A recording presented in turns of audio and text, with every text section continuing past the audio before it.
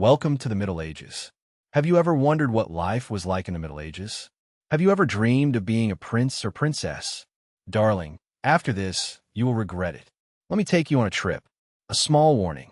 This story is not for the faint of heart. It is called The Dark Age for good reason. If you're looking for a quiet bedtime story, you might be interested in our other episodes. Maybe the one about the puppies, the history of toilet paper, musical instruments, or vegetables, because this one is not right. But if you dare to stay, tell me where you are watching from and what time it is there. Anyway, let's get to it. Scenario 1. You were lucky, Kina, and born into royalty. A prince, a princess, maybe a duke, maybe someone ambiguously rich with one of those titles that nobody understands, like Count of Vic. You are from the elite. You think your life will be wonderful, but it will be terrible. Because while the peasants scrape mold off their bread and die of foot infections, the royalty also lives a nightmare, only with more embroidery. You were born in a castle. Sounds magical, right? Except it's cold. There is no insulation. The windows are just holes with fabric. They immediately wrap you in damp sheets and hand you to a wet nurse because your royal mother is too noble to breastfeed. You may already be on bread. I'm sorry, your parents are probably cousins, maybe second cousins, maybe closer. It is not only tolerated, but encouraged. The bloodline must be kept pure, even if it is full of genetic disorders and deranged behaviors. Your future is already decided. Marry for alliance. Gouvernants. Put on a stern face in portraits. You are property with a crown. Your toys are made of wood. Your fun, Latin grammar. Your best friend, you don't have one, which is good, because if you did, they would try to betray you anyway. You don't go out much unless it's to hunt. Your education is a mixture of religion, lineage, and combat. You learn to ride a horse before you can spell your name. You learn to recite your genealogy up to Charlemagne incorrectly, but nobody checks. You don't get hugs. Affection is for peasants. Instead, you receive titles, maybe a small scepter to play with. You are lonely, but elegant. You wear silk, velvet, brocade, layers and layers in summer without deodorant. Your shoes are made to look pretty, not for walking. Corsets. If you are a woman, you can faint on stairs.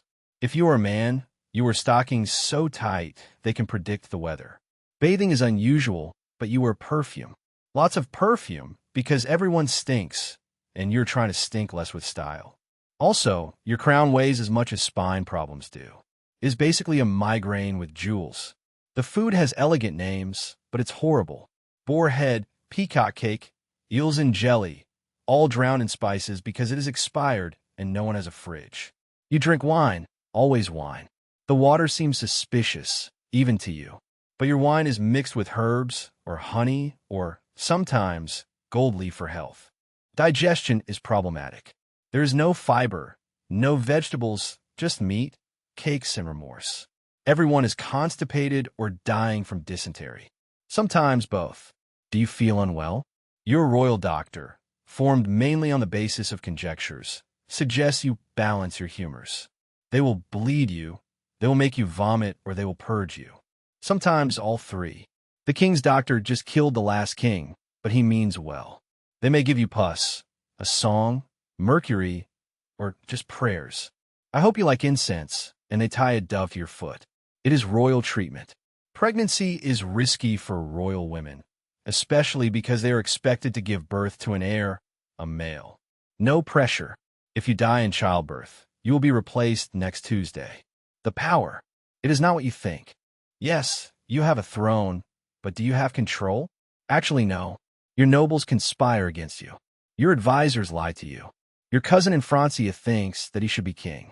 Your marriage is strategic, meaning you're tied to someone who smells like soup and hates falconry.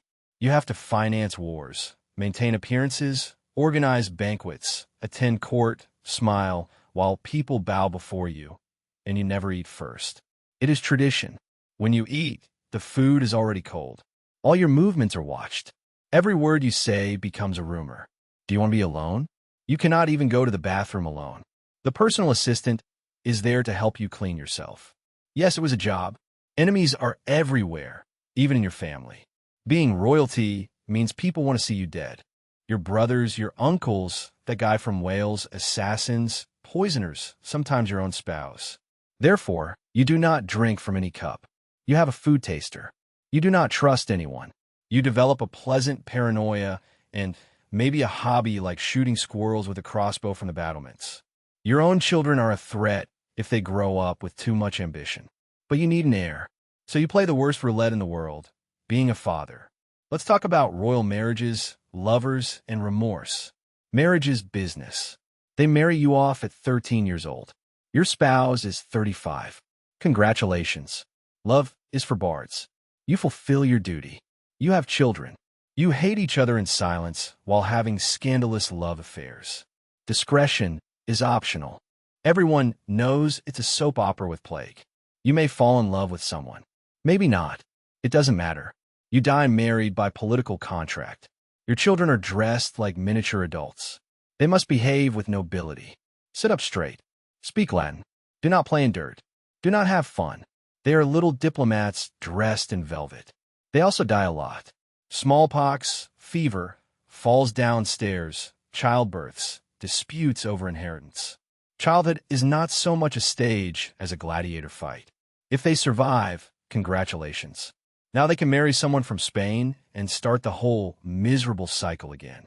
You live in a castle with hundreds of people who bathe twice a year. The intrigues are constant. People pretend to like you while plotting your downfall. You attend endless ceremonies. You organize banquets. You listen to minstrels butcher a ballad while gout attacks you. You attend 6-hour masses in Latin. You promulgate decrees that you have not written and do not understand. You can't fart without a scribe recording it. You declare war or someone declares it on you. In any case, thousands die. You ride into battle to pose for cameras and then run to your tent while the knights take care of the blood. Sieges are slow, boring, and full of lice. You eat your leather belt and wait for a miracle. If you lose, humiliation awaits. If you win, it's also horrible. You inherit more lands to defend, more enemies to control, more reasons for war. Victory is nothing more than another headache with a crown. So, what was the point of being royalty? The tapestries were beautiful. The jewels shone. They painted you a lot. People called you your grace, even though they hated you with all their soul. They remembered you in the chronicles, sometimes with adulation, sometimes with stark honesty. In any case, you are dead, and people are fighting over your bones. So here you are, dear dreamer, in your warm, democratic world, on a mattress that costs less than a warrior but more than a surfer makes in a year. You're free to choose your career, your spouse, your snacks. No one is trying to marry you off to secure an alliance with Bavaria. They are not poisoning you. You can bathe whenever you want. So close your eyes, dear dreamer, and be thankful. And remember, although royalty dressed in gold, they also died of syphilis. Real life seemed a little hard, didn't it? Perhaps life would be easier as a peasant, you think? Sure. If by easier you mean dying sooner, let's take a look. You get up from your pile of straw infested with lice and vigorously scratch the bites you accumulated during the night. You bathe once a year, if you have luxury soap. Only the rich have it, and even then it is basically hardened pork fat with a little ash sprinkled on it. If you still have some teeth left, by now they are rather decorative. Everyone smells of wet wool and turnips, you included. There is no toilet. A privy is used, which is an elegant term to refer to a wooden box with a hole. It is emptied into a well that is never deep enough. Toilet paper. Try moss. If there is no moss, there is always the left hand. Hence the cultural custom of shaking hands with the right. You are hungry. Of course you're hungry. You're always hungry. You grab a piece of rye bread, so hard that it could knock out a pig, and that probably has ergot fungus growing on it. A gift from nature that causes hallucinations and death. Butter? Difficult. Eggs. Perhaps, if the hen you keep has felt generous this morning. Bacon. Only if someone close has recently died and you have been quick. You eat the bread. You chew for a while. You break off a piece. The sky is gray. It is always gray. You own nothing. You do not own your land. It belongs to the local lord. You do not own your tools. They have been lent to you. Your house. The lord. Your clothes. Your wife has patched them with patches so worn that they could disintegrate if you sneeze hard. And the taxes. You pay taxes. Oh, do you pay taxes to the Lord, the church, and the king? You give grain, labor, chickens, even your son. Yes, they can take your son. It is in the fine print. And before you ask, no, you can never vote on anything. Your work is everything, and it's awful. You are, for lack of a better term, agricultural cannon fodder. You till the fields, you sow the grain. You harvest the grain.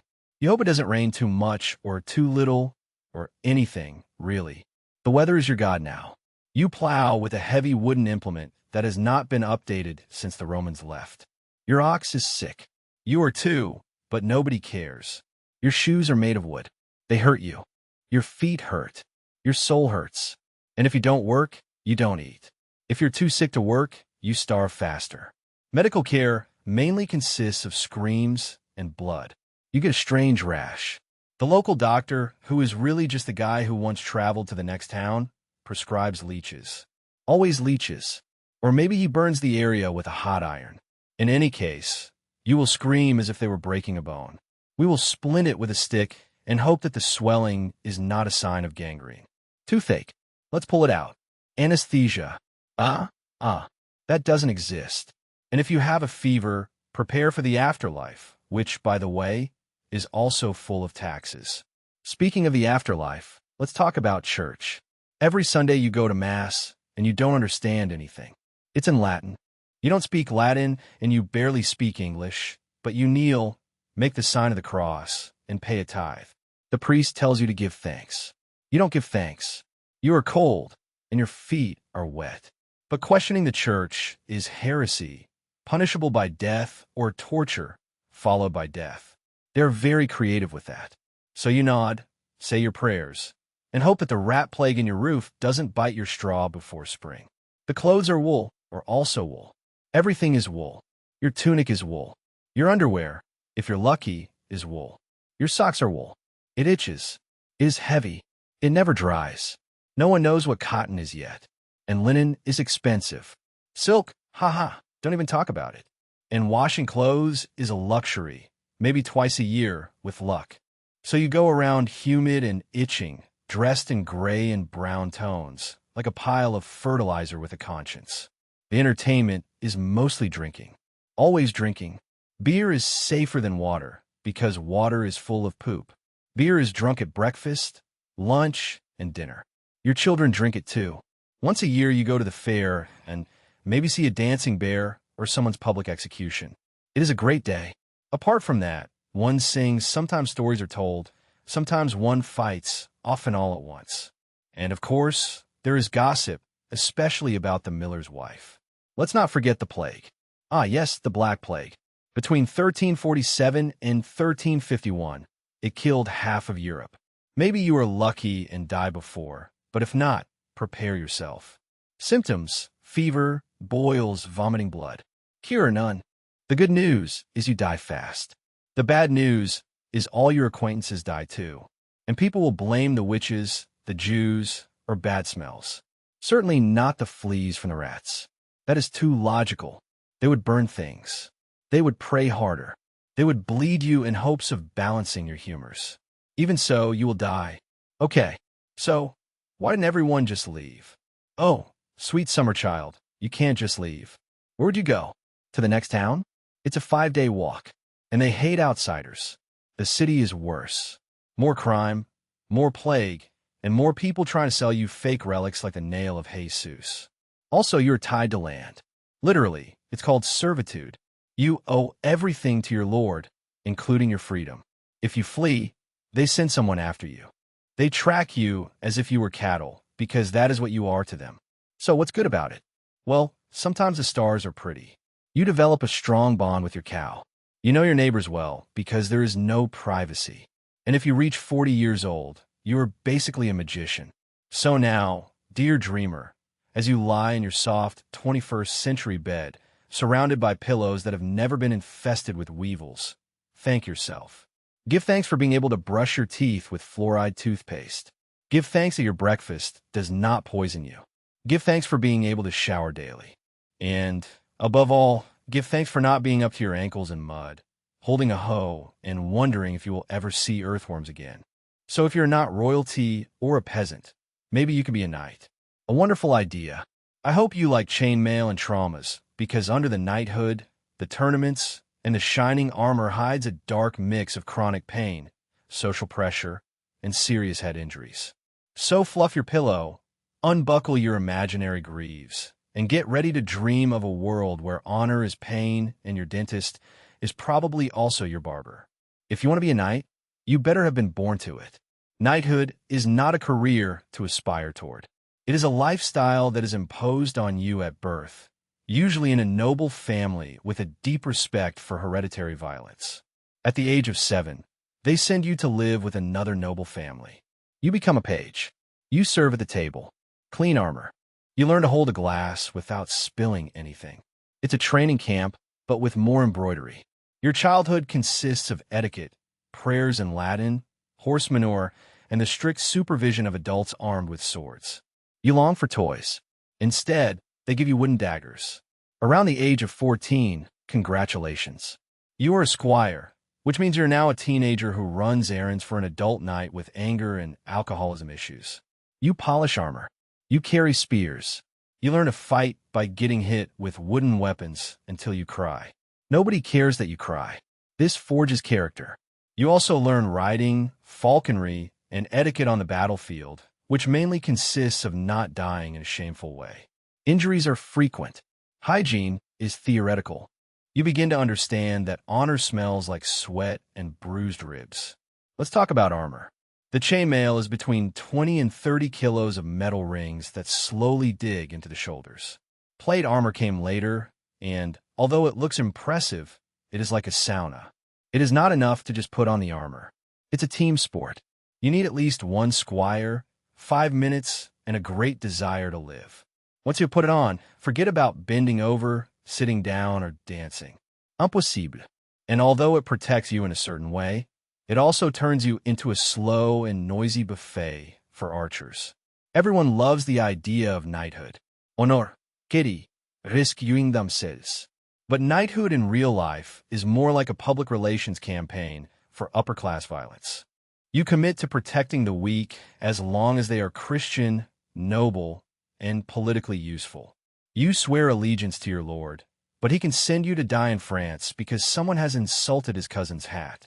They tell you to be virtuous, but everyone around you loots, drinks, and from time to time, stabs someone over a game of dice. It is not so much a heroic code as suggested guidelines. Let's talk about tournaments, extreme sports with real consequences. Let us do you stink. You and another noble, driven mad by adrenaline, gallop towards each other with long wooden sticks, trying to knock each other off. It's exciting. It's patriotic. It's also a great way to break your collarbone. If you survive the joust, you move on to hand-to-hand combat, basically a chaotic group fight with real weapons. People die frequently. Why do it? For glory, fame, maybe a kiss from a noble lady. No doubt, more concussions. But your real job is war. You were trained for war. You dreamed of war. Now it's here, and it's mud. It is disease. It's boredom punctuated by screams. You march for days. You sleep on the ground. You eat hard bread and dried meat. Sometimes, they're just memories in the shape of meat. You fight. You kill. You see your friends die. You wonder if this is what honor tastes like. Spoiler, it's blood and dirt.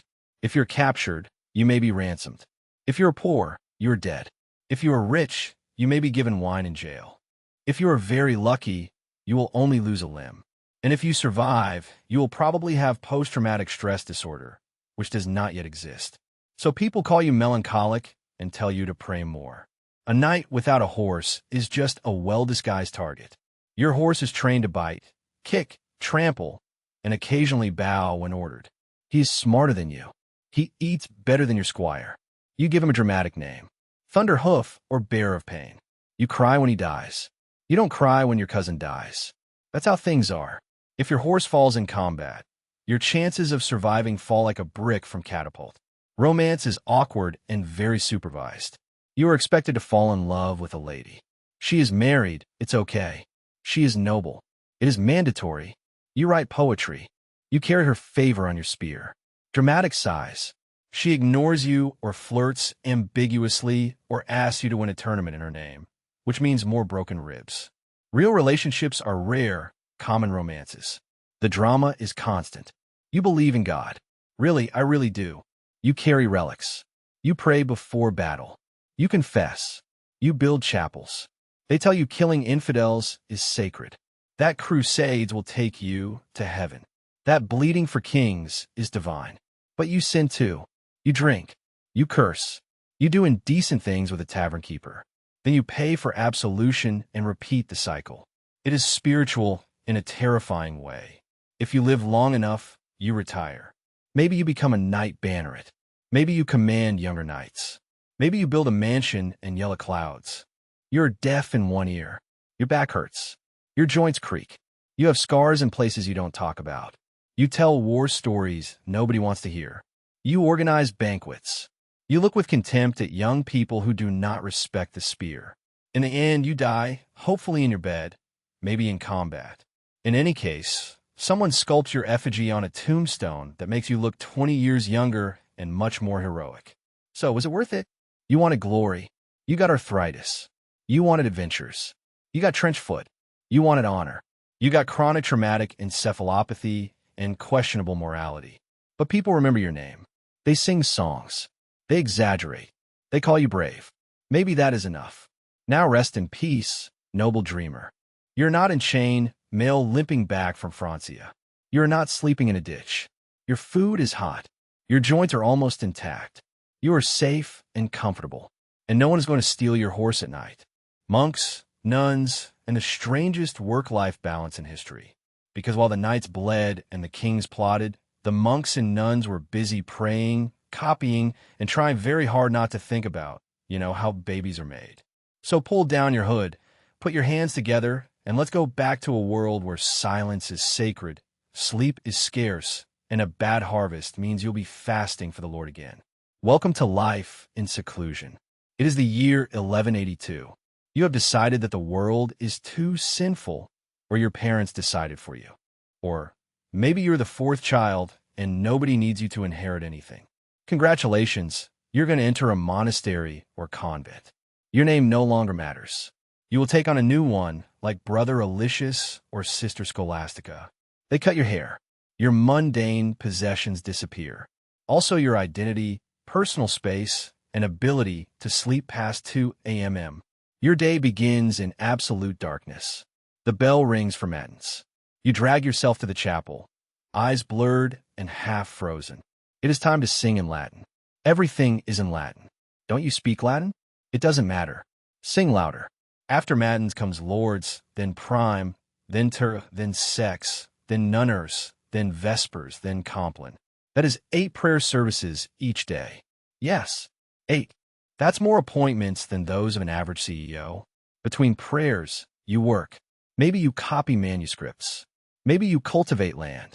Maybe you scrub floors, brew beer, or bind books. It depends on your order. But without a doubt you work, because idle hands are the devil's Etsy store. Silence is golden, or at least mandatory. Most monasteries observe a period of great silence. Nothing is spoken, nothing. Do you want to ask for bread? Use signs. Do you need a vent? Write something aggressive in the margin of Psalm 89. Speaking is considered dangerous. Why? Because it leads to gossip, conflicts, and jokes. And the monks do not take laughing very seriously. Laughing means that you are not contemplating mortality intensely enough. Also, if you're a nun, the pressure doubles. Speak less, smile less. Be a vessel of silent devotion and aggressive embroidery. You have taken a vow of chastity. You will never marry. You will never touch. You will never have impure thoughts. And now you live in a narrow place with a dozen people in robes. Everyone smells of incense and unresolved tension. It's uncomfortable. You confess your impure dreams. You flagellate yourself for imagining Sister Agnes' ankles. You repent. You sin again. Rinse. Repeat. Some monks and nuns achieve it. Others don't. Hence the scandals and secret tunnels. The food. Scarce with a fishy and cold taste. Your diet is humble. There is no meat unless you're sick. Fish is fine. Bread, of course. Cheese if you're lucky. Turnips if you are not. Everything is. In season, boiled and beige. On Fridays, fasting. On holy days, more fasting. Lent, you stop eating completely and hope God notices. Also, you eat in silence while someone reads scripture. Nothing improves bland soup like Leviticus. You have been assigned to the scriptorium. You sit at a desk for 10 hours in the cold by candlelight, copying the same phrase over and over in Latin on parchment made of sheepskin. You make illuminations, decorate, orations, and try not to go blind. One mistake, and you must start over. It's been 2 months, but you are preserving knowledge. You are the hard drive of the 12th century. Except your wrists hurt and ergonomic chairs have not been invented yet. Do you want to be a saint? Easy. Live in a cave. Eat 1 bean a day. Have ecstatic visions. Speak only in cryptic metaphors. Young, boom, saint. Or live in a convent. Perform 3 miracles and make everyone feel uncomfortable by smelling of roses after death. Being a saint is a competitive sport. The holier you are, the stranger your habits become. Some saints slept on rocks. Others wore hair shirts. One lived on a pillar for 30 years. Monastic life encourages just enough deprivation to make it seem appealing. Despite all this, monks and nuns were a kind of celebrity. They were well respected. They knew how to read. They made beer. They knew the herbs. Some were advisors to kings. Others ran schools and hospitals. Some wrote poetry. Others provoked theological crises by accidentally inventing logic. You could be locked in a cell, but your letters could trigger wars or found monasteries and sects. Also, the beer was very good. The nuns had it more difficult. Always. Fewer resources, stricter rules, more trials. If you were an intelligent woman, the convent was one of the only places where you could get education. But even so, you were expected to be docile, obedient, and radiate passive holiness. Some rebelled, wrote passionate texts, managed their abbeys, hid pregnant novices, invented musical notation. Others simply brewed beer in silence and prayed that no one would put their letters to the bishop in the fire again. Did they ever have fun? Yes, in silence. There were holidays, songs, friendly competitions, illuminated manuscripts full of funny animal doodles, secret jokes carved into choir stalls. Even the monks needed to let off steam. Some made wine, others played chess, others simply stared at clouds and reflected deeply on mortality and the color blue. There is joy in repetition, in rhythm, in silence. Sometimes, and then comes the end. You get old, your spine curves, your hands shake, you sing slower, you spend more time in the chapel or in bed. In the end, you pass away. They bury you under the ground next to 3 other brothers. And Eloisius, your name fades, but your prayers resonate in the stones. You were part of something eternal, humble, strange, devout. You lived outside the world, but deeply within time. Now, as you lie in your cozy bed, which is not made of straw or shared with 4 other novices, give thanks. You are not fasting. You are not singing at 2 a.m. You are not translating the book of Job by candlelight. You are warm. You are full. You are allowed to speak. Medieval medicine. First bleed, then ask. Because nothing puts you to sleep better than thinking about open wounds, dubious treatments, and the medical wisdom of people who believe that sneezing expelled demons. So close your eyes, take a deep breath, and be glad that no one is going to balance your humors with a knife and a bucket. First, the big idea, the humors. In a medieval mindset, the body is full of 4 fluids: blood, phlegm, black bile, and yellow bile. If you're sick, it is because one of them is unbalanced. Too much black bile, you are melancholic. Too much yellow, you are choleric. Too much phlegm, you are boring, apparently. With blood, you're just too alive. So the solution is to get rid of some of it. Welcome to the era of bleedings, purges, and aggressive vomiting. You're sick. You need help. Your options? Well, let's see. The doctor, educated in Latin, wears tunics, quotes Aristotle, charges a fortune, and won't touch you. The barber surgeon cuts your hair and sometimes opens your leg, even on the same day. The wise woman lives in a cabin, knows the plants, and can curse your crops if you don't pay. The priest sprinkles you with holy water. He suggests sin is the root cause. He recommends confession instead of compression. You choose badly. But honestly, all options are bad. Do you have a fever? A strange rash? Maybe you are too cheerful. It's time to bleed you. A doctor draws a graph. It is not astrology, but it looks like it. They choose a vein. The lunar phase is important. Also your zodiac sign. You are a Gemini with stomach cramps. You have to bleed your ankle without a doubt. They cut you. You bleed into a bowl. They nod. They feel good about this. You feel weak. If you survive, congratulations. Now you are balanced. Probably. Leeches were the multi-purpose tool of medieval medicine. Do you have a fever? Leeches. Swelling. Leeches. Demonic possession. Leeches. And a quick prayer. Doctors believed that leeches were elegant, soft, less dirty, and reusable. You just had to rinse them and reuse them. Monasteries had jars full of them. They were sold in the markets, sometimes stolen. Imagine a leech trafficking network on the black market. It happened. Not all treatments were horrible. Some herbs really worked. Others were, let's say, inspiring. Lavender for sleep, reasonable. Garlic for infections, not bad. Wormwood for stomach issues, risky. Ground emerald for plague, expensive and utterly useless. Medieval healers had herbals, large illustrated books of remedies. Some were copied by monks who'd never seen a plant. So yes, that could be parsley or poison. Still, better than the remedy. That involved baked toad powder.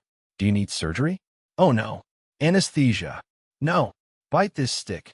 Wait to lose consciousness. Tools. Rusted, washed with. Probably wine, if you're lucky. Techniques based on experience mean trial, error, and the patient in front of you. They could drill your skull for headaches, called tree panning. The goal, to let out demons. The result, surprisingly, one survived.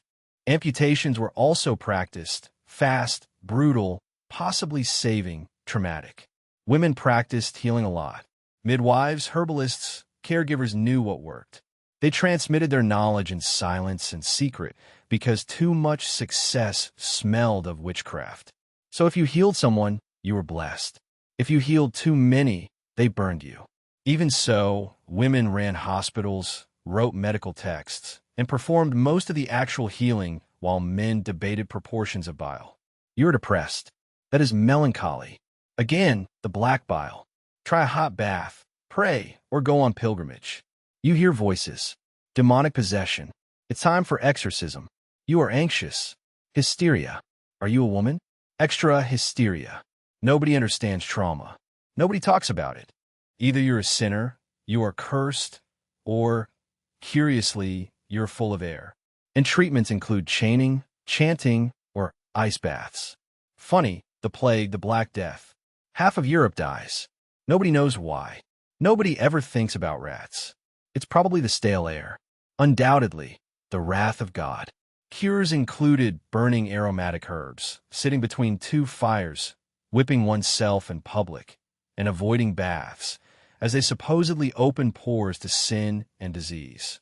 The doctors wore masks with beaks full of flowers. They inspired fear and smelled of papism. Nothing worked.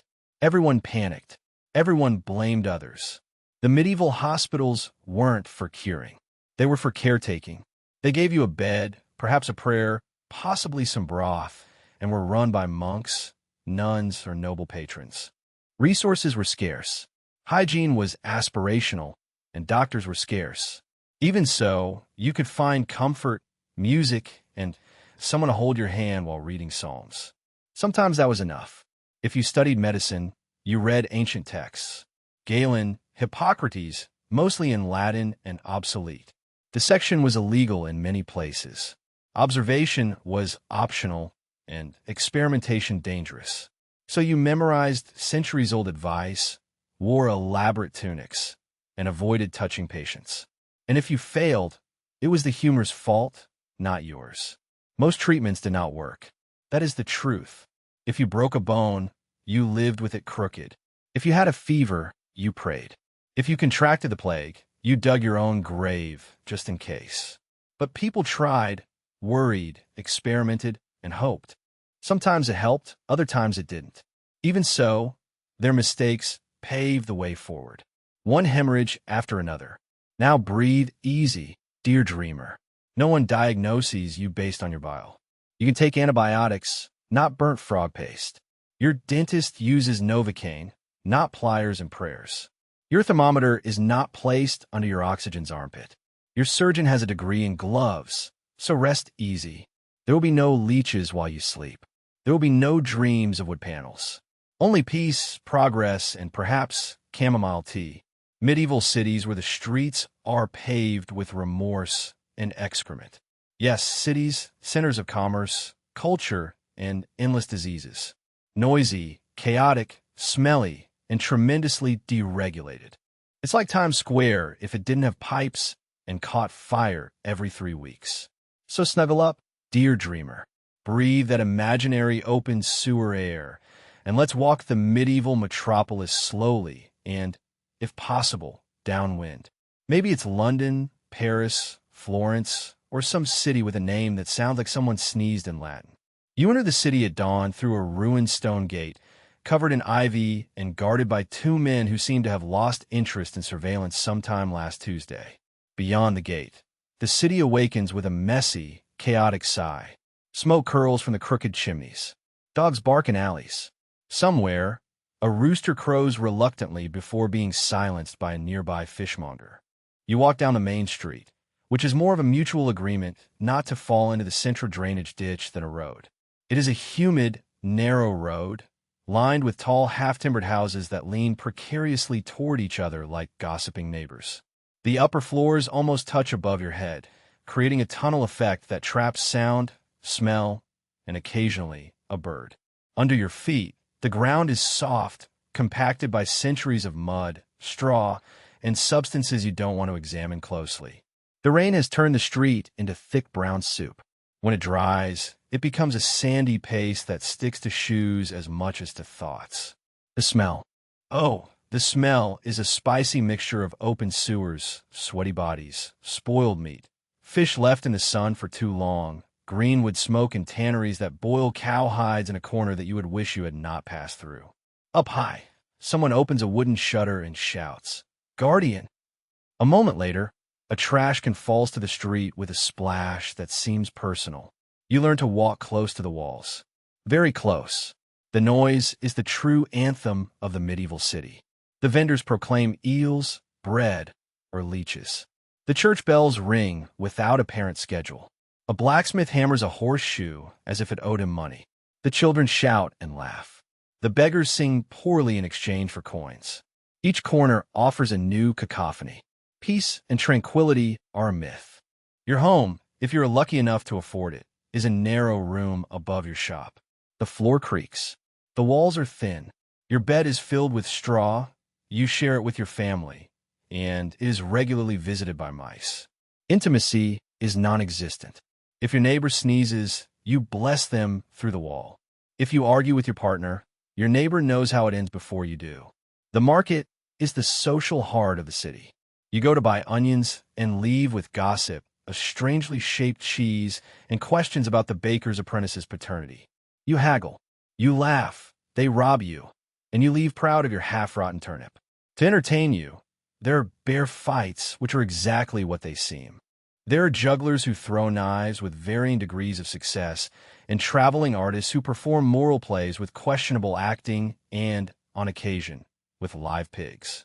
Executions, of course, attract a large crowd. Bring something to snack on and prepare to feel fear. Drinking water is not recommended unless you are in a hurry to die. The wells are usually contaminated.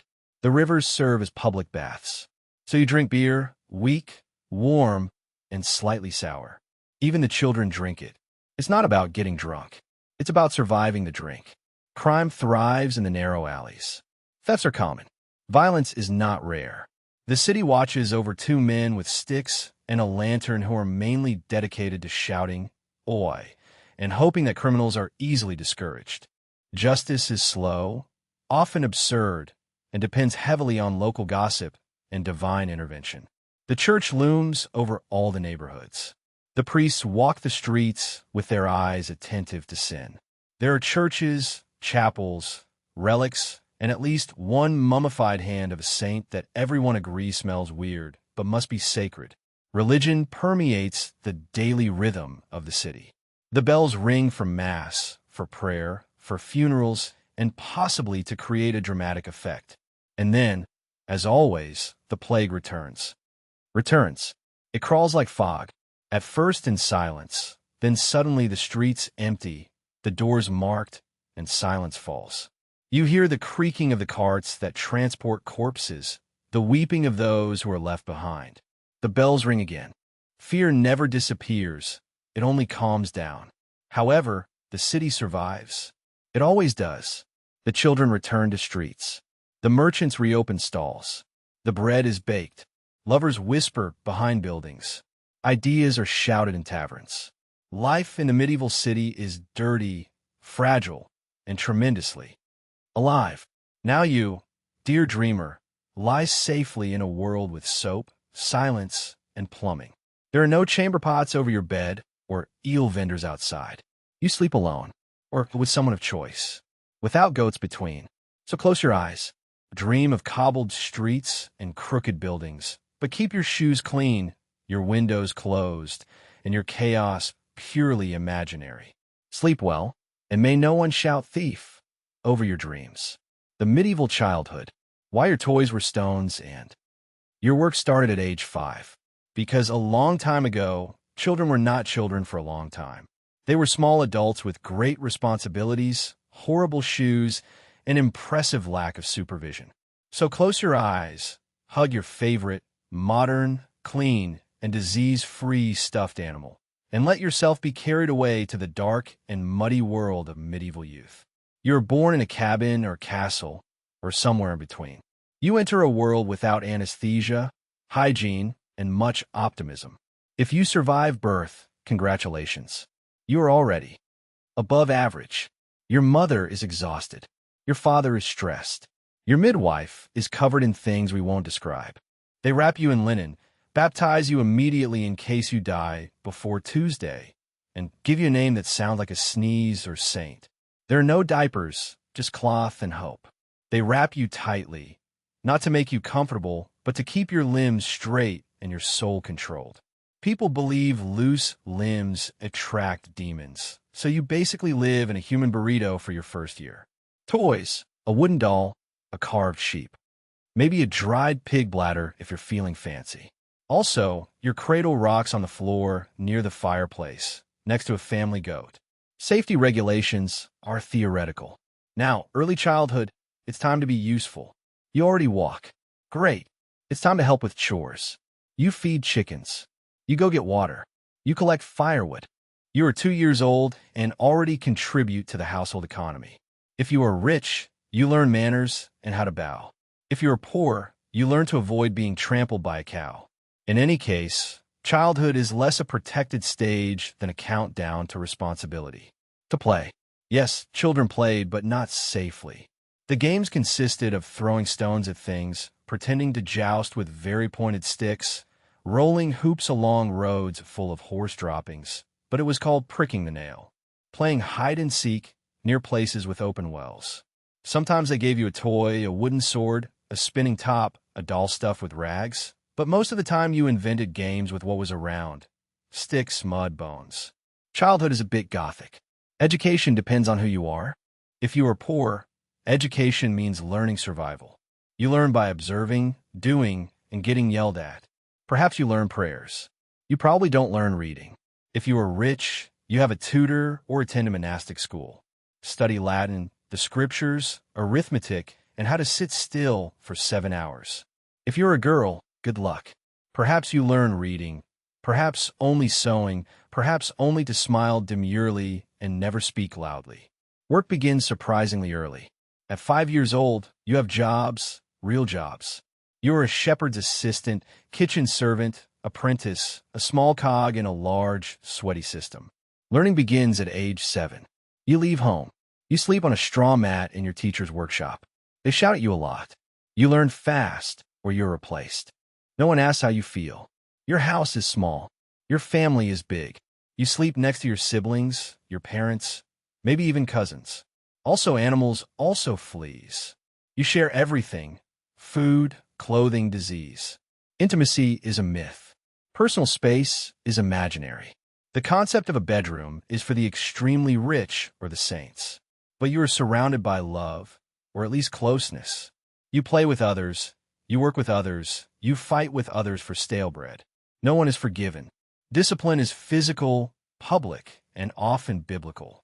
If you answer back, you get hit. If you don't do your chores, more beatings. If you steal a cake, you are flogged in town square. Some schools use the rod. Some monasteries prefer humiliation. Some parents simply shout in Middle English until you cry from confusion. Religion, omnipresent, slightly terrifying. They teach you about God from the moment that you start talking. Heaven is the goal. Hell is the threat. The saints are your superheroes. Demons are real and possibly inside your cat. You attend Mass. You learn prayers. You represent scenes from the Bible in which someone always dies. The church looms over your life, literally and figuratively. Even your toys may include miniature crosses or figurines of San Crisant, patron saint of shoemakers and children. Apparently, you are constantly sick. Fever, rashes, cough, things that don't even have a name yet. You chew bread crust and hope it cures something. There are no vaccines, no antibiotics, just leeches, herbs, and much hope. Teething, rubbing gums with ash, a broken arm, splinting it with a stick. Nightmares. It's the demons again. Say your prayers. Many children do not reach adulthood. Everyone knows someone who has lost one or three siblings. It is tragic, but usual. The parents mourn their loss, the community supports them, and life goes on. Sometimes you are replaced by a younger sibling with your same name. It's not cruel. It's simply efficient. But there is also joy. You laugh. You run. You tell riddles. You sing songs about geese and goblins. You steal honey when no one sees you. You see the traveling artists. You chase fireflies in the field and give them the names of saints. Life is hard, but there are bright moments. And somehow you find wonders in a world made of wood smoke, wool, and wildflowers. So here you are, dear dreamer, in a world with toys that light up, with schools that include math and snacks, where the biggest danger of your childhood is getting hit in the face with a fidget spinner. You had cartoons, series, and bedtime stories without moral threats of eternal damnation. So sleep soundly, sweet modern child. No one will send you to learn from a blacksmith at dawn. Medieval justice, trials by fire, rats, and mild superstitions. Because justice in the Middle Ages was fast, severe, and as scientific as astrology printed on cheese. So snuggle up, avoid eye contact with a town madman, and let yourself be carried away to a world where guilt is decided by boiling water and your goat might need a lawyer. Let's put ourselves in a situation. Maybe you have committed a crime, or someone thinks you have. Maybe, or simply your neighbor is bored and hates you. Welcome to the judicial system. There are no lawyers. There are hardly any judges. The trials are public, emotional, and greatly influenced by how pious you seem while you cry. A test, that is a luxury. Things for which one can be punished. Theft, murder, arson, not attending church, wearing the wrong hat, witchcraft, excessive gossiping. Also, hunting the king's deer. Very illegal, quite dramatic. Don't even think about fishing in a forbidden river. It is a crime punishable by hanging. If you are lucky, you go before a local court. It is local, quite informal. The judge is usually the lord or someone owing him a meal. They decide your fate based on testimonies, local rumors, and the moon sign. If it is a serious crime, they send you to royal court. That means a long road, many robes, and a verdict including mutilation. Let's say we cannot decide if you're guilty. No evidence, no witnesses, just vibes. Solution: a trial by ordeal. Ordeal by fire. Hold a red-hot iron, take 3 steps, then bandage your hand. We check it in 3 days. If it heals, you are innocent. If it gets infected, you are guilty, or just unlucky. Test by water. We tie you up and throw you in the river. If you sink, you are innocent but dead. If you float, you are guilty and soon dead. It is infallible. Test by combat. You fight your accuser. The winner is right. The loser dies. It is the will of God. It is clear that you cannot fight. Are you afraid of fire? No problem. You just have to swear. Then gather a group of friends, the Godfathers, to swear you will not lie. It is a popularity contest disguised as law. If your neighbor's like you, no problem. If not, maybe you should have shared bacon last winter. Justice is not private. It is theater. It is education. It is a holiday for the family. Punishments include fines if you are rich, the stocks if you are unlucky, whippings if they are in a mood, branding with a hot iron. Ouch! Mutilation, decapitation, and dismemberment for traitors and those who go too far. The goal is to embarrass you, hurt you, make you memorable. Also, we do in the town square at noon with snacks. Animals were also brought to court. No, it's not a joke. Did your pig bite anyone?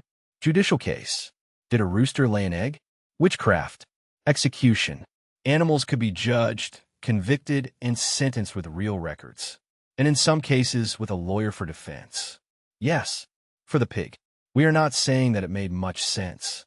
We are saying that it happened more than once. Are you a woman with knowledge of herbs, a widow, or simply someone who is disliked by someone influential? Congratulations, you could be a witch. Signs include having a cat, talking to yourself, making people uncomfortable with your mere existence. The trial included the aforementioned water test, confession under torture, and, just in case, burning. Confession was the norm. And if you didn't, we encouraged you to do it. The methods included the rack, stretching, thumb screws, the crunch, the boot, crushing, sleep deprivation, and medieval sleepless nights. The idea was that pain revealed truth. The reality was that pain revealed what you wanted us to stop doing. You could appeal to the king, the pope, or someone with a wax eel who was in a good mood, but that took months, cost money, and assumed you knew how to read or write. Most people simply accepted their fate or fled. If you are rich, everything is better. You can pay a fine, you can bribe the judge, you can pay someone else to face the trial in your place. Nobles had nicer prisons. Nobles are executed in private. Nobles are beheaded, not hanged. It's a classy death. And if you are really important, you are banished to your other castle. Ecclesiastical courts dealt with sins and scandals, adultery, heresy, blasphemy, and badly done haircuts. You confessed, you did penance.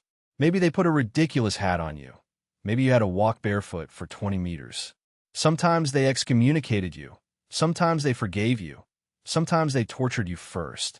God works in mysterious and legally ambiguous ways. But there were positives. People believed in justice. They longed for fairness. They gathered to witness it. And over time, the laws improved. Systems emerged. Juries appeared. Evidence began to matter, slowly and with difficulty. But they mattered. Even in chaos, people wanted order. Even in superstition, they sought truth. So now, dear dreamer, as you lie under your duvet, which no one has tortured you with, take a deep breath. No one is judging you by fire. No one is weighing you against a duck. You are innocent until proven guilty. You have rights. You have lawyers. You have soap. Sleep peacefully.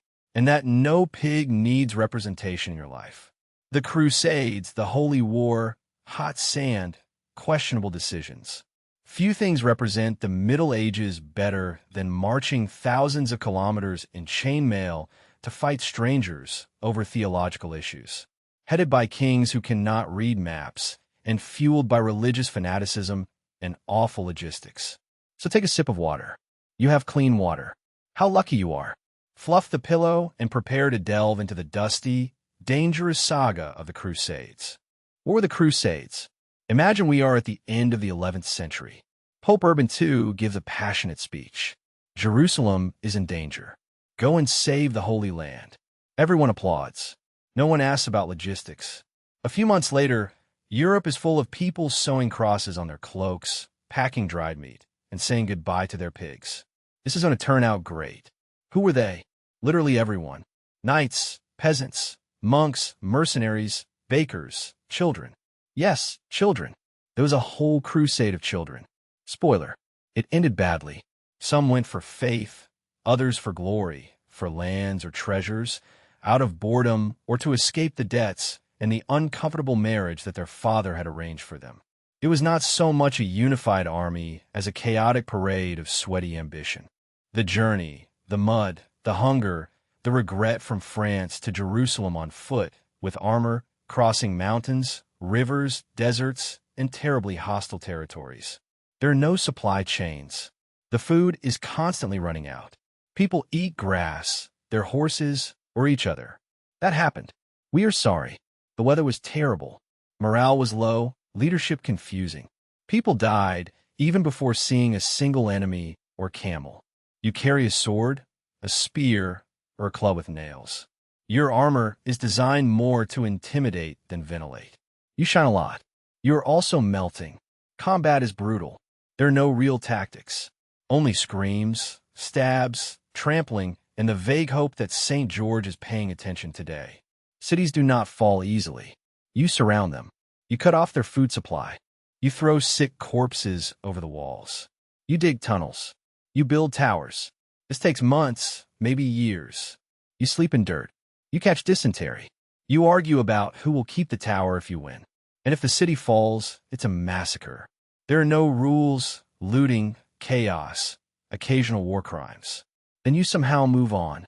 The Crusaders fought mainly against the Muslims, but sometimes among themselves, against the Jews, the Eastern Christians, or completely random peoples they found along the way. The idea of a clear enemy was unclear, but everyone believed they were right. Everyone believed that God was on their side. Everyone had a flag and a reason. And in the end, most bled for the same cause. The Crusades were presented as something sacred, an indulgence, a way to cleanse sins, a way to secure heaven with a sword. The preachers said it was God's will. The popes promised rewards. The kings nodded enthusiastically. No one remembered to ask God directly. So thousands of people marched, believing they were saving the world. And when things went wrong, they simply scheduled another crusade. Around 1212, thousands of children tried to reach the Holy Land peacefully. Without weapons, only with faith. They never got there. Some were sold as slaves. Others died. Others simply disappeared. No battle, no glory. Just another tragic footnote in a war that already made little sense. The Crusaders did not only fight. They stayed. They established kingdoms, built castles, married locals, imported wine. The kingdom of Jerusalem was real. Also Antioch, Edessa, Tripoli, governed by Europeans in a land they did not understand, surrounded by people who did not want them there. What did go wrong? Spoiler, everything. The Crusades did not stop in Jerusalem. There were crusades in the north against the pagans, in Spain against the Moors, political ones against other Christians. In the end, crusade only meant going and getting rid of the people we did not like with God's approval. The original mission blurred. The violence did not. Did the Crusades shape history? Of course. Did they encourage cultural exchange a little? Did they cause centuries of bloodshed and mutual hatred? Without a doubt. Pilgrims continue to travel the routes. Scholars continue to debate the motives. Tour guides continue to show the loopholes in the old walls. And deep down we keep wondering, what were they thinking? Now, dear dreamer, you are lying in your bed, not on the desert floor, nor besieged, nor chained. You are not marching across continents. You are not dying for a cause you only understand halfway. You have maps. You have snacks. You don't have any dad yelling at you. Sleep peacefully. Dream with peace. And may no crusade interrupt your vacations. Medieval myths, dragons, curses, and things that nobody believed, but everyone repeated. Because while peasants worked hard, knights bled, and monks prayed, there was always time for a good ghost story. Or for a giant chicken that foreshadowed perdition. The myths were entertainment, warning signs, and the medieval version of the internet. Strange, impossible to verify, and they spread quickly. So snuggle up, light a candle metaphorically. Please, don't set your room on fire, and let yourself be carried away to a world where people took bedtime stories very seriously. Let's start with dragons. Ah, the dragons, the medieval bad vibe par excellence. They are everywhere, in manuscripts, sermons, heraldry. Are they real? No. Did people act like they were? Of course. They live in caves. They guard gold. They snort fire and, on occasion, moral judgments. They represent sin and Satan.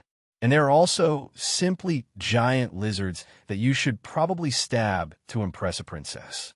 Nobody has seen one, but everyone knows someone who has seen one. The classic logic of dragons. Unicorns. Unicorns were not only pretty, they were sacred. They represented purity, especially female chastity. Of course, according to myth, only virgins could tame one. So if a unicorn approached you, they either congratulated you or asked you uncomfortable questions. They were represented as delicate deer with horns and tragic eyes. Very soft, very symbolic, and of course, not real at all. Even so, people put them next to lions and real animals on best friends lists, because why not? Now, the mermaids. Mermaids were not pretty. They were omens. They represented temptation, sin, storms, and usually death. Sailors feared them. Monks warned against them. Artists drew them with their breasts uncovered. Anyway, if you saw one, it meant a storm was coming. You had committed a sin or were drinking bad beer. In any case, she was not there to sing. She was there to condemn you. Now let's talk about curses. People loved curses. They feared them. They wrote them. They engraved them in tombs, just in case. Cursed objects, places, and lineages. If something went wrong, if the harvest was ruined, or if a pig died, if you stubbed a toe, it could be a curse. There were even professionals of curse. Imagine Yale critics in the Middle Ages, but with chickens and malice. Sometimes curses could be undone with holy water, herbs, and an exhausting amount of chance. Now let's talk about ghosts. Yes, and they were very talkative. The dead did not stay silent. Ghosts roamed churches, roads, battlefields, and bakeries. Some warned of danger. Others wanted revenge. Others just wanted you to pray for them more. People believed that ghosts could moan from the attic, throw jugs, appear during dinner, and ruin the mood. There were even etiquette guides for ghosts. Rule number 1, do not provoke them. Rule number 2, stop burying people underground. Demons everywhere, always, forever. Demons were not a metaphor. They were real. They were active. They were busy. They whispered in your ear. They made your bread rot. They gave you nightmares. They got into the soup. If something bad happened, demons, the solution, prayers, sacred relics, medals of San Benito, or just scream in Latin into the darkness until it left. Sometimes, monks even wrote contracts with demons for knowledge or power, or because they were very bored. Now it's time for witches, the myth that spiraled out of control. Witches were a mixture of myth, misogyny, and misdirected guilt. Did people believe in witches? Oh yes. Did they all ride broomsticks and laugh stridently? Not exactly. They were blamed for the milk souring, for the cows dying, for unexpected erections, for the rain not arriving on time. Sometimes they were just women who lived alone, knew herbs, or were too sure of themselves. And then came the trials, the drownings, the bonfires, the myths turned into reality by fear. The wild hunt. Throughout Europe, people feared a ghostly hunting party flying in the night sky. They saw dogs with burning eyes, a faceless king, and the souls of the restless dead. If you heard the wild hunt, hide. If you saw it, it was a bad omen, death, plague, taxes, whatever you could think of. They didn't stop. They didn't knock. And they definitely didn't care about your curfew. Elves, fairies, and things that stole babies. Fairies were not pretty. They kidnapped children. They cursed the harvests. They danced in circles that would make you dizzy for a week. If your baby changed suddenly, it was a changeling. The fairies had changed it. Solution: loud screams and unpleasant rituals. The elves caused illnesses, sudden pains, nightmares. You could contract the goblin shot, which was basically medieval fibromyalgia plus suspicion. Moral: don't leave the butter out. Fairies love butter. The prophecies were always vague. They were always respected. The prophets wandered in tunics, murmuring about the stars and doom. Everyone listened to them. Nobody understood them. They predicted the end of the world, the return of a lost king, plagues, floods, and animals that spoke. The monarchs took them seriously. Also the peasants. And also that guy who lived in a well and only spoke with riddles. Were they ever right? Were they entertaining? Always. In all the monasteries, there were rumors about a secret book, bound in leather, written with blood and full of spells. The clerics whispered about it. The scholars wanted it. Nobody admitted to having it. It could invoke demons, cure fevers, turn frogs into coins, or perhaps simply cause a rash. Reading it was dangerous. Having it was worse. Burning it was safest. Naturally, everyone wanted to find it. And also best friends. The best medieval friends were encyclopedias of animals, but with imagination at its maximum. The pelican fed its chicks with its own blood. The beaver bit its testicles to escape the hunters. The lion never slept with its eyes closed. There were morals, parables, metaphors, but they also believed them enough. And the illustrations were absolutely crazy. Why did they believe it? Because the world was wild. Life was hard. Death was near. Science was emerging. So people told stories. The stories gave meaning, comfort, warning.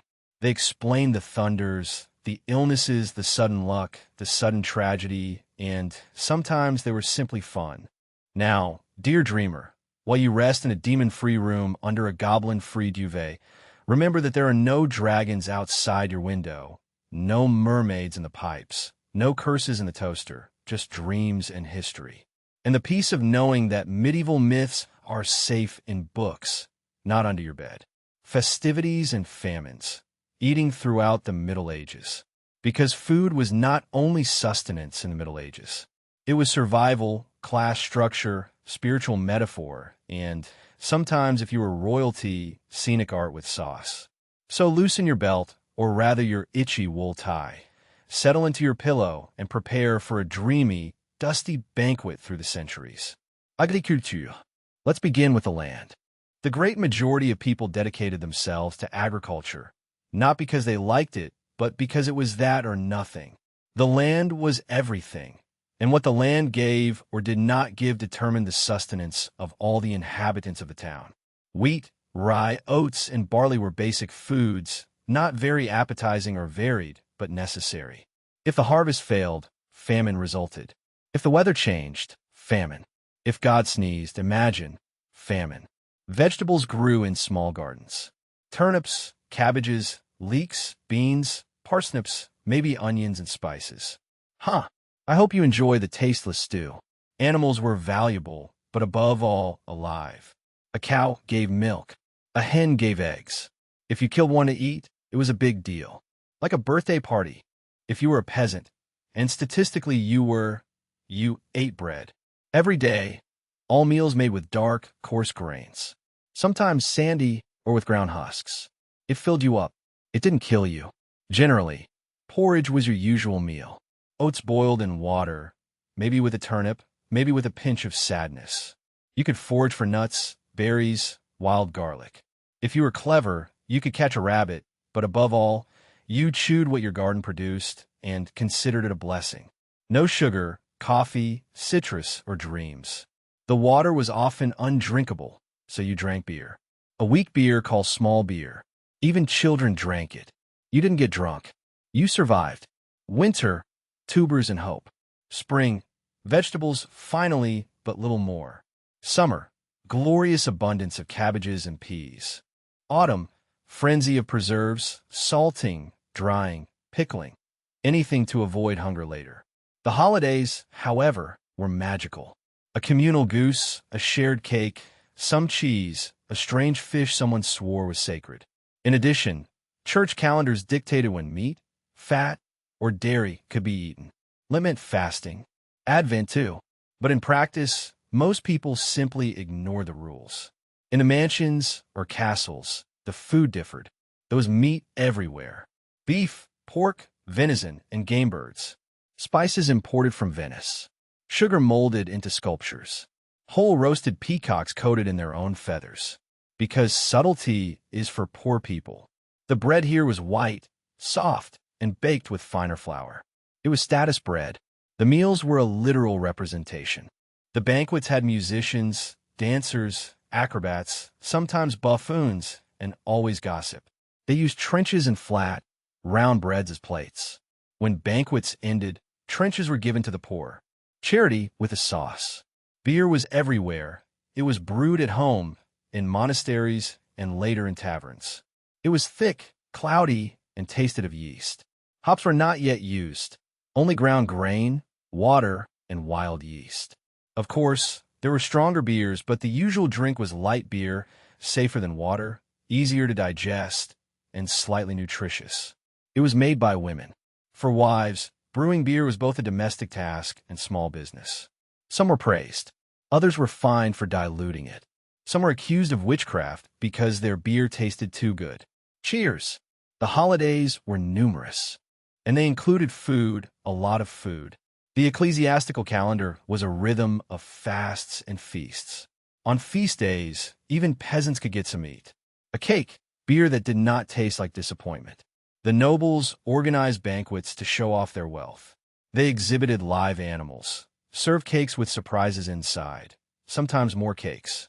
The dishes alternated between sweet and savory. It was excess wrapped in ritual. In addition, medieval digestion was not well understood. Let's talk about conservation now. The medieval Tupperware was salt and smoke. Without refrigeration, people became creative. They salted meat, smoked fish, pickled vegetables, dried herbs, stored apples in straw, and buried turnips in holes. Milk was turned into cheese, sometimes intentionally. Even nobles had to preserve food. Even kings had days when the butter offered nothing more than old cabbage and passive despair. Sometimes the food ran out. Bad harvests, diseases, floods, wars, booms, empty barns. The famine months came in late winter and early spring. Grain prices skyrocketed. People boiled herbs, ate tree bark, or worse things. Famine not only killed, but shaped memory. It tormented the calendars. People remembered years of hunger as we remember blackouts or breakups. Let's take a look at life in monasteries. The best stocked tables in Christendom. The monks ate well. Not opulently, but well.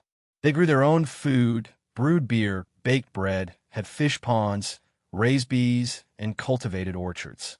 The meals were quiet, often eaten in silence while someone read scriptures aloud.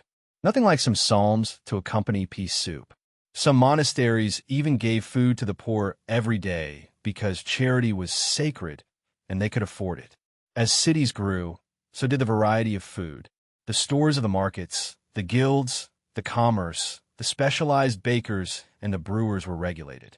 The spice merchants grew suspiciously rich. Pies were the fast food then. Portable, substantial, and crunchy enough to survive a sword fight. People began to eat out in taverns, in inns, and in cookeries where you could have a stew and listen to a story for a few coins. Progress tasted of lamb and onion. What you ate defined who you were. The color of bread, access to meat, level of spices, the quantity. The peasants ate simply to survive. The nobles ate to flaunt their status. The monks ate for God. Everyone ate with a mix of reverence, anxiety, and repetition. Each meal was a reminder of your place in the world. So, my dear dreamer, just relax. You don't depend on cabbage or time anymore. You are not hoarding salted fish in a root cellar. You are not praying for a barley harvest. You can snack at 2 a.m. You can drink clean water now. You can buy strawberries even in winter. You can eat for pleasure, not survival. Sleep well, dream peacefully, and may your porridges always be optional. Castles, cold walls, high towers, and the medieval concept of comfort. Because castles were not just symbols of power. They were homes, fortresses, bureaucratic, and very cold. So wrap yourself in a blanket as thick as a noble's ego and let yourself be carried away to a world of moats, machicolations, and surprisingly little furniture. First of all, what's a castle? It is not just a big house or a wall with an elegant door. A castle is a fortified residence built to defend, intimidate, survive attacks, rebellions, and winter. Think of it as a gigantic stone warning. Don't even try. And also bring a cape. It's very cold there. Castles took years to construct. Sometimes generations. First wood, then stone. The stone lasted longer, was harder to burn, and took forever to extract, mold, transport, and stack. The workers dragged limestone blocks. The masons carved blocks. The carpenters built the scaffolding. It was like Minecraft mixed with chaos. Everything served a purpose. The towers provided visibility. The walls bought time. The battlements created bottlenecks. The moats deterred swimmers. In the keep, the great tower was the last resort. You ran there when all else failed, hoping the pantry was stocked. The castles were more than walls. They were murder puzzles. The loopholes, narrow on the outside and wide on the inside, were perfect for archers, but not so good for approaching arrows. Killer holes in ceilings. Stones, boiling oil, or rude words were thrown. Drawbridges. Up meant safety. Down a gamble. The doors were guarded, reinforced, and trapped, like a medieval traffic office with weapons. High, thick walls, impossible to climb unless you were a squirrel or suicidal. Siege machines, catapults, trebuchets, battering rams. But castles were designed to resist and wear down. Sieges could last for months. Sometimes attackers surrendered. Sometimes the defenders starved. Sometimes everyone died. Let's be clear, castles were uncomfortable. The stone is not cozy. There was no insulation. The windows are just holes with shutters. The floors are covered with straw, reeds, and sometimes chickens. There might be chimneys in some rooms. The heat rises, but your bedroom doesn't care. The tapestries helped. They served as both insulation and decoration. Also, they showed pride. Look, we killed a boar and made a story. The toilets were a kind of latrine that emptied in septic pits or the moat. The smell was historic. The furniture, scarce but heavy. A table, bench, large chest. That was your living room. The beds, high wooden, with curtains to trap heat and insects. Mattresses filled with straw. Sheets if you were rich, fleas if you were alive. Chairs with backs symbolized power. Only nobles could recline dramatically. Candelabras, yes, with candles and melted wax. I hope you like shadows. All castles had a great hall. Large, echoing, and drafty. That's where people met, feasted, gossiped, and plotted. The meals were noisy, messy, and communal. Bread trenchers, trays of meat, jugs of beer, dogs underfoot, minstrels nearby, someone juggling something unfortunate. At night, servants could sleep there on benches under the tables. The castles were crowded. Privacy was non-existent. And the lord and lady? Cozy and up, literally and socially. They had private rooms with fireplaces, carpets, and perhaps a glass window. They supervised everything. The food, the defense, the taxes, the matrimonial alliances. The inventory of feathers. The lord could ride out to fight or inspect the peasants. The lady took care of the house, directed the servants, supervised the spinning, the making of the beer and the correspondence, and both worried ceaselessly about the inheritance. The higher the tower, the richer its owner. A big door, an important family, an elegant shield, good marriages, an independent chapel, rich and pious. The visitors came to be impressed, also to eat and plot intrigues. Hosting someone meant feeding dozens, sometimes hundreds of people. The kitchen was a madhouse of boiling pots and screaming poultry. Outside the fortress, there were baileys, courtyards, workshops, kitchens, stables, sometimes a blacksmith, always a smell. The moats were not always wet. Sometimes they were simply dry ditches. Even so, it was annoying to cross them under the fire of the arrows. Some castles had gardens of medicinal herbs. Others had orchards to make cider. Some had vineyards for oblivion. The walls protected everything inside, which sometimes included peacocks. If the attackers arrived, everything changed. Archers to the walls, boiling water to the doors, everyone to there. Posts, panic in the pantry. The siege meant rationing, fear, hope, desperate prayers, occasionally inspiring speeches, more often dysentery. If you endured, glory. If not, fire, looting, and uncomfortable negotiations. With time, the castles fell into decadence. Gunpowder changed everything. Cannonballs ignored the walls. The nobles moved to more comfortable places with fewer sieges. The castles collapsed, became ruins, and then tourist places. But they continued being symbols of strength, of obstinacy, of survival, and sometimes of good acoustics. So now, modern era dreamer, rest. You're not on guard. You're not freezing in a keep. You're not boiling oil at 3 a.m. Your house has windows, curtains, pillows. Your toilet does not empty into a moat. Sleep deeply. Dream with great halls, and that your walls are always metaphorical. Medieval war. Siege machines, swords, and strategic screams. Because the war in the Middle Ages was not so much about glorious charges as about mud, diseases, bad communication, and staying very still, while holding something sharp. So lie down, put on your metaphorical breastplate, and let yourself be carried to a world where bravery was obligatory, strategy was suspiciously improvised, and victory depended mainly on who ran out of food first. In the first place, why so much fighting? Territory, power, inheritance, revenge, religion, honor, or simply because someone looked at your borders strangely? Medieval Europe was basically a group project without a leader and with too many swords. Everyone had something to claim. Everyone had enemies. Everyone thought that their flag was the best. And when diplomacy failed, which it often did, they marched. Armies, herds of hungry men with weapons. There were no standing armies. The kings recruited troops when necessary. That meant nobles brought their knights. The villages sent peasants. The mercenaries appeared for money and left in middle of the battle. The discipline was poor. The training was variable, the smell intense. Most men had never seen battle. Some brought pitchforks. Some brought fear. All brought lice. Weapons. Pointed, heavy, repetitive. Let's talk about steel. Swords. Elegant. Expensive. Mainly for nobles. Spears. Cheap. Effective.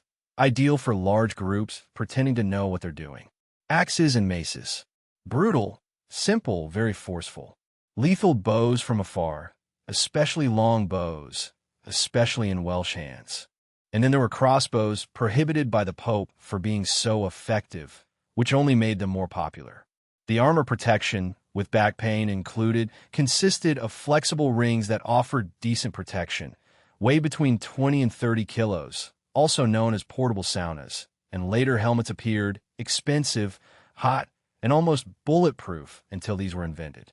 The helmets ranged from the elegant to the claustrophobic. Visibility was a luxury. Breathing was optional, and if you fell off the horse with all the armor on, you needed help like several people in a winch. The tactics mainly consisted of shouting, sometimes genius. The formations were simple. Lines, shields, waves, but some commanders stood out. Use the terrain. Surprise on the flanks. Let the archers soften them. Do not charge uphill unless you want to lose. But the communication. Shouts, trumpets, banners, hope. The orders were heard poorly, read badly, or ignored. Most battles turned to chaos in less than 10 minutes. The sieges, the true medieval war game. The castles did not fall easily, so they were surrounded.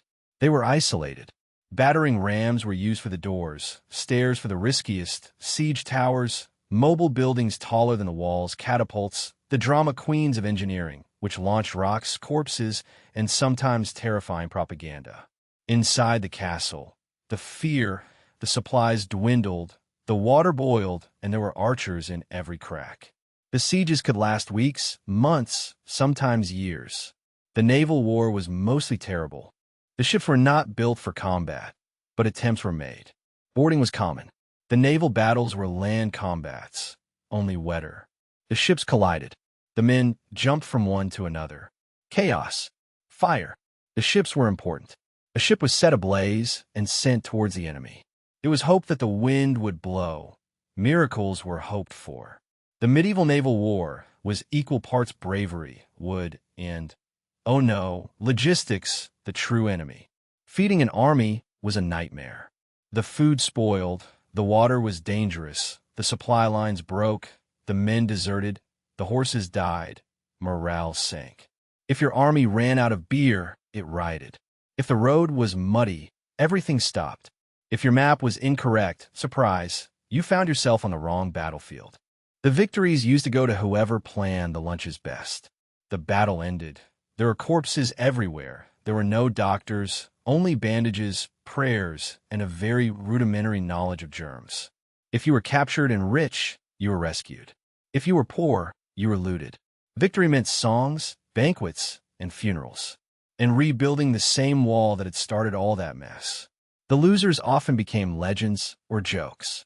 The knights swore to be brave, protect the weak, and serve justice. They also trampled peasants, burned villages, and fought over insults. Honor was real, but flexible. Sometimes the knights did incredible things. Sometimes they hit each other for wine. Both things were remembered. Gunpowder arrived. Cannons changed the walls. Crossbows evolved.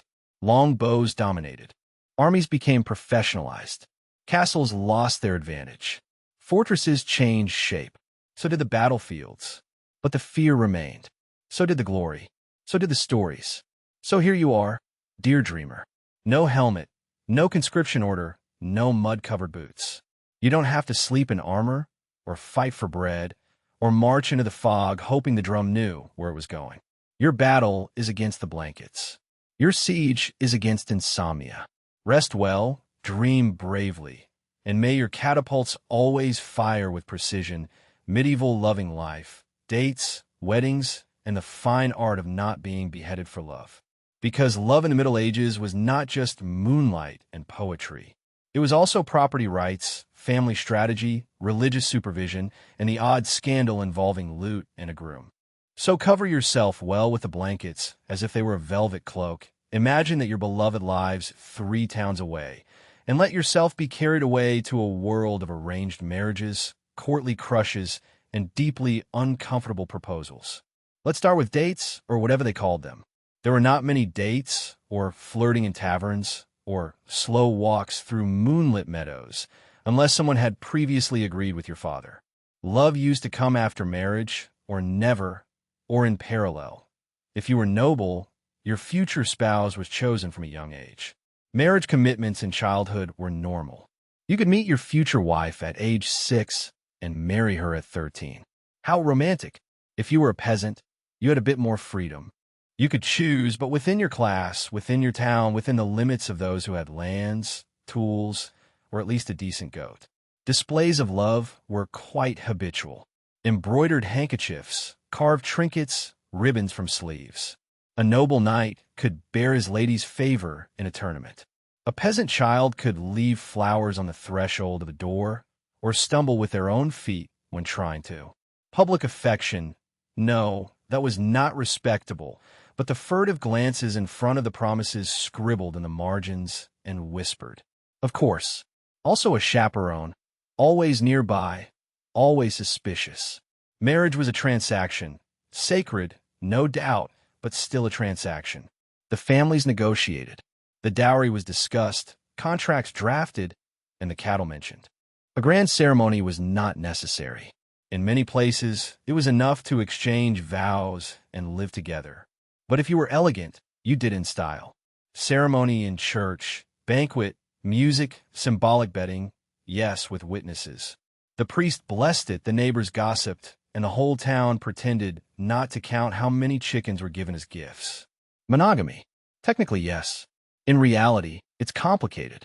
The church preached monogamy, a spouse for life, without exceptions. In reality, nobles had lovers. The kings had many. The peasants strayed occasionally. The women were expected to be faithful. The men were expected to be discreet. Adultery was a sin, and sometimes a serious crime. But its application depended on who you were, who you cheated with, and how well you covered your tracks. Noble love was complicated. They married you young to secure lands, alliances, or peace. Love was optional, sometimes irrelevant, and sometimes actively discouraged. So you fell in love with someone else. A lady of company, a bard at night. This gave rise to love, poetry, secret letters, songs of nostalgia, and, on occasion, murders. Courtly love was quite a genre. Unconsummated, idealized, grandiloquent, basically emotional fanfiction about a friend's wife. Peasant love was less dramatic, but perhaps more sincere. You met at market or during harvest, or because your parents arranged it, but by chance you were lucky. Marriages were based on shared work, shared difficulties, and perhaps a mutual affection for cabbage. You had less time for poetry, but spent more time together. Let's talk about more intimate moments. Yes, they had them. Yes, they were regulated. The church only thought about marriage, procreation, and one position. The one never practiced on Sundays, holidays, Lent, Advent, or while thinking about St. Augustine. But people were people, and desire is old. So they broke rules, whispered, sneaked into barns. There were guides, manuals, parchments with advice, some hilariously detailed, others medically confusing, and some people just figured it out. Divorce was not really an option. The announcement, yes, but a reason was needed. Consanguinity. Wow, your cousins. Not consummating a marriage. How awkward. Fraud. They said they had 2 goats. Widowhood was more common and sometimes convenient, especially for noble women seeking to remarry with fewer negotiations. The new marriage was allowed, but frowned upon if it occurred too quickly. Sideways glances. If you were noble, your family arranged it. If you were a peasant, your neighbors had opinions. The elders of the town, the priests, the mothers, everyone got involved. And sometimes you had a matchmaker, an intermediary, someone who asked the awkward questions and transmitted coded messages. She is strong, good with geese, and has a teapot, which equates to a good match. Love letters were treasured, handwritten, full of metaphors, often copied from other people. They used Latin to give them shine, French to give them elegance, flowers and wax seals to give them drama. You kept them, hid them, read them until the parchment wrinkled. And the heartbreaks? Unfortunately, yes, even back then. He left. She married someone richer. Your families became enemies. The priest said no. The dowry vanished. The goats died. Hearts broke in silence, endlessly.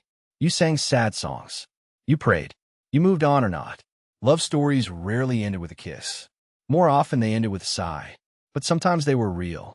There were couples who adored each other, who defied adversity, laughed together, shared meals, held hands behind the barns, grew old together, cried when one passed away, were remembered not only by their children, but by how they looked at each other across a table lit by the light of twilight and wax. It was not common, but it was possible. So now, dear dreamer of our century, rest. You are not exchanged for lands. You are not watched between the hedges. You are not judged for loving outside your social class. You can love or wait or write poetry or not. Your heart is yours. Sleep well, and may no one ever organize your marriage through calculations with goats. Medieval parties and festivals, saints, sins, and the joy of drinking alcohol legally during the day. Medieval life, with all its mud, its effort, and its danger, had its bright moments of celebration. There were days when work stopped, the beer ran freely, and the rigid structures of society relaxed a little in favor of music, mischief, and meat pies. Holidays marked the calendar, yes, but many of them also served as excuses to eat until dizzy and dance until someone twisted an ankle. Imagine ribbons waving, bonfires crackling, laughter echoing in a cobbled square. It smells of grilled meat and freshly baked bread. Let's be carried away by 1 year of medieval revelry. In the medieval world, the church marked the year's rhythm. The calendar was full of saints' days, holy days, fasting seasons, and festivals. Every few days, a new saint or sacred event seemed honored, leading to processions, masses, and, if people could afford it, a small party. The faithful walked a tightrope between sin and holiness, with the promise of a party always just around the corner. Each week had its own sacred pause. On Sunday, there was no work. The church bells rang. People put on their least muddy tunics. The bread was a little whiter and the atmosphere more cheerful. It was the weekly respite from life full of tension. When December arrived, the air became fresh with expectation. Christmas did not arrive with the glitter of department stores, but with 12 days of religious devotion, slight anarchy, and banquets. There was Mass, of course, and carols, many of them more solemn than cheerful, but also games, riddles, mimes, and a parade of neighbors in disguise asking for food and laughter. It was a sacred but cheerfully noisy time. Easter was even more important to the church. Before came Lent, a 6-week period of fasting, penance, and spiritual hunger, relieved only by the occasional fish and many prayers. But when Easter Sunday dawned, bright with bells and dressed in white linen, people feasted as if it were their job. There were dyed eggs, rich breads, and the first vegetables of the sprouting earth. It was a rebirth, culinary and spiritual. Then came spring itself, and with it May Day, of pagan origin, adored by all and tolerated by the church. The maples stood green in the villages.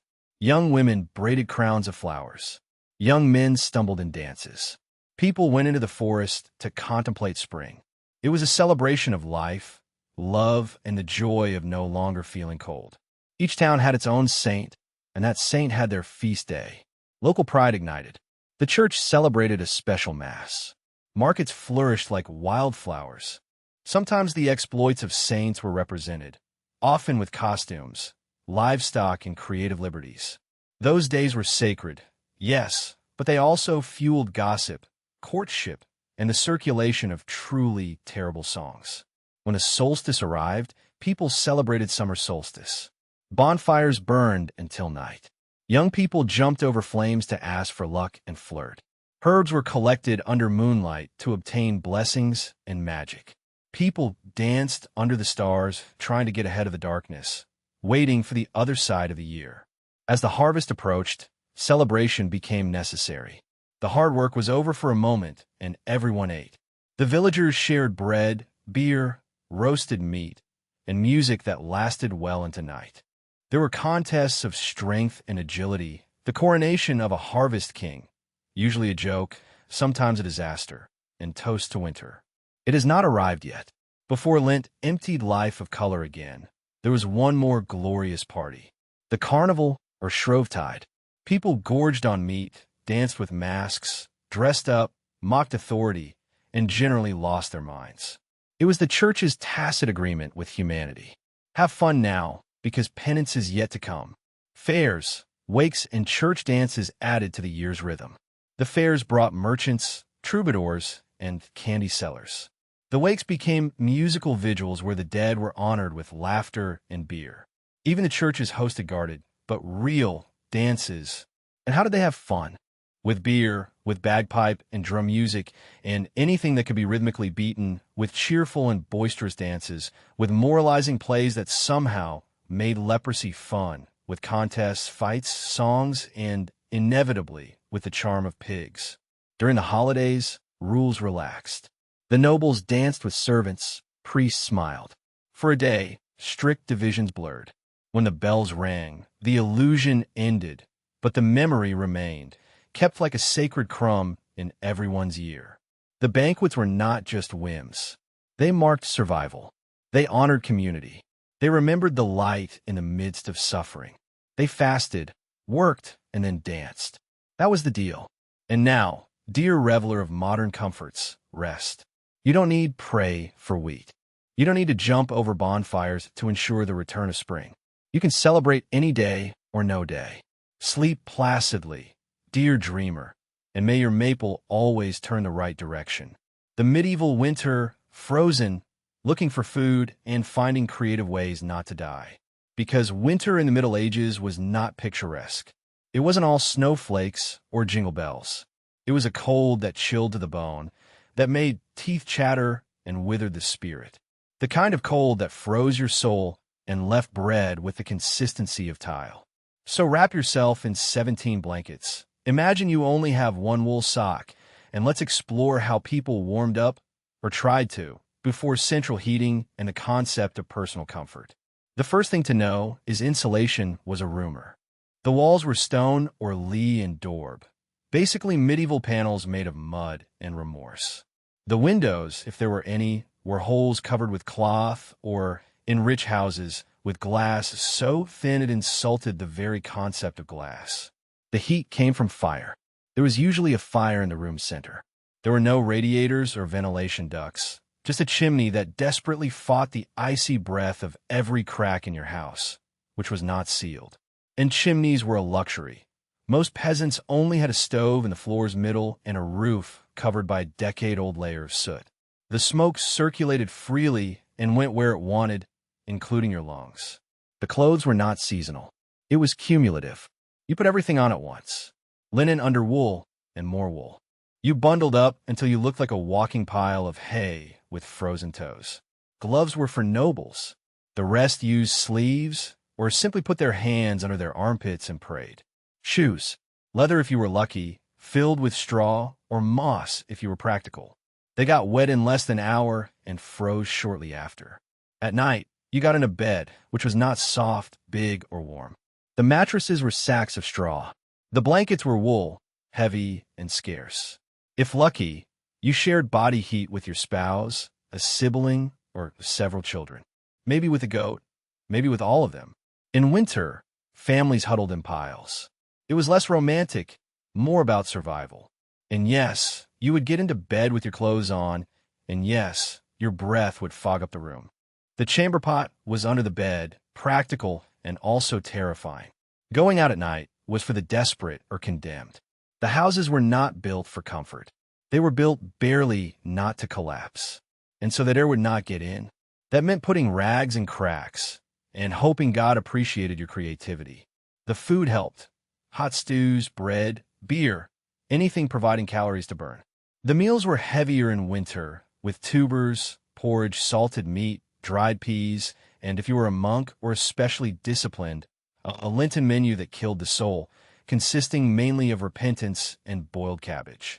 The beer kept you warm or made you forget cold. In any case, it was victory. Freezing was common.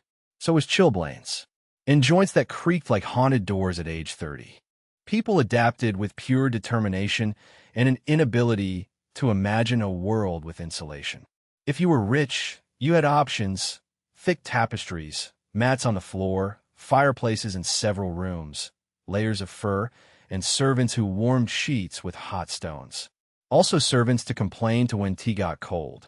The rest made do with layers of clothing, cuddling, and a deep resentment towards whoever invented winter. However, people survived because they had to, because they knew how to seal windows with rags, bake bread with the heat of embers from the day before, and warm their hands with a spoonful of soup, because they told stories, sang songs, and cursed the weather in verse. And somehow they pulled through. Now you, dear dreamer, curled up under blankets made of space materials, drinking something hot with double-glazed windows and temperature control. You can rest easy. There is no frost creeping up the walls. You don't have sleep next to a goat. You will not wake with ice water in the sink. Just sleep warm, safe, and without drought.